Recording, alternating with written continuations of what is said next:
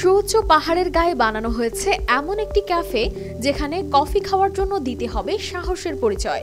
এখানে কফির কাপে চুমুক দিতে হলে আপনাকে উঠতে হবে পাহাড়ের গা বেয়ে আর বসতে হবে একেবারে সাগরের দিকে ঝুঁকে থাকা ৭০ মিটার উঁচু এক খাড়া প্রান্তে, যেখানে বসে দেখতে পাবেন পাহাড় আর সমুদ্রের মিশেলে চোখ ধাঁধানো দৃশ্য। কফির চুমুকে মনোমুগ্ধকর প্রকৃতির এই রোমাঞ্চকর অভিজ্ঞতা মিলবে চীনের ফুজু শহরের গুশি গ্রামে। হয়তো ভাবছেন, এক কাপ কফির জন্য এমন দুঃসাহসিক যাত্রা? প্রশ্নই আসে না। কফির জন্য কি জীবন ঝুঁকিতে ফেলবেন নাকি? তবে ভয়ের কিছু নেই। এখানে আসলেই প্রথমে আপনাকে হেলমেট ও নিরাপত্তা গিয়ার দেওয়া হবে। তারপর কোচের নির্দেশনা মেনে শুরু হবে আপনার পাহাড়ের গা বেয়ে ক্যাফেতে ওঠার দুঃসাহসিক যাত্রা।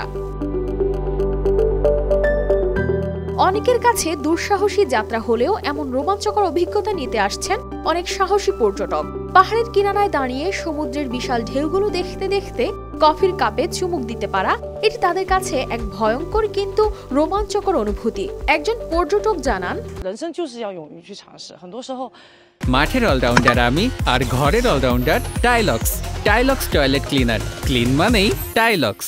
এটা ছিল এমন এক অনুভূতি যা আগে কখনো পাইনি। পাহাড়ের প্রান্তে বসে সমুদ্রের দিকে তাকিয়ে থাকা সত্যিই অবিশ্বাস্য।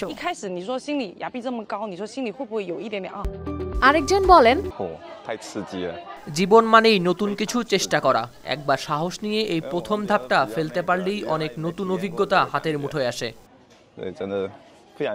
আর এই দুঃসাহসিক যাত্রায় খরচ হবে প্রায় ৭,০০০ টাকা। আর ৯০ মিনিট পাহাড়ের গা বেয়ে একেবারে প্রান্তে বসে সমুদ্রের দিকে তাকিয়ে উপভোগ করা যাবে কফির চুমুক। ক্যাফের সহ প্রতিষ্ঠাতা জানান, তাদের পরিকল্পনা খুব দ্রুত বাস্তবে রূপ নিয়েছে। গুশি গ্রামের প্রাকৃতিক সৌন্দর্য দেখে তার মনে হয়েছিল এখানে এমন কিছু করা যায় যা তাদের আগ্রহ আর প্রকৃতির সৌন্দর্যকে মিলিয়ে দেবে। তবে এই ক্যাফে প্রতিষ্ঠায় স্থানীয় সরকার ১.৫ মিলিয়ন ইউয়ান অনুদান দেয়, যাতে ক্যাফে আরও পর্যটক আকর্ষণ করতে পারে আর গুশি গ্রামকে প্রাণবন্ত করে তুলতে পারে।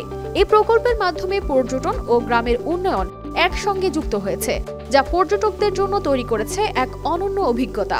দর্শক, আপনি কি এই ক্যাফেতে কফির চুমুকে প্রকৃতির রোমাঞ্চের স্বাদ খুঁজে পেতে চান? জানাতে পারেন আপনার মতামত। কানিস ফাতেমা শিমু, RTV।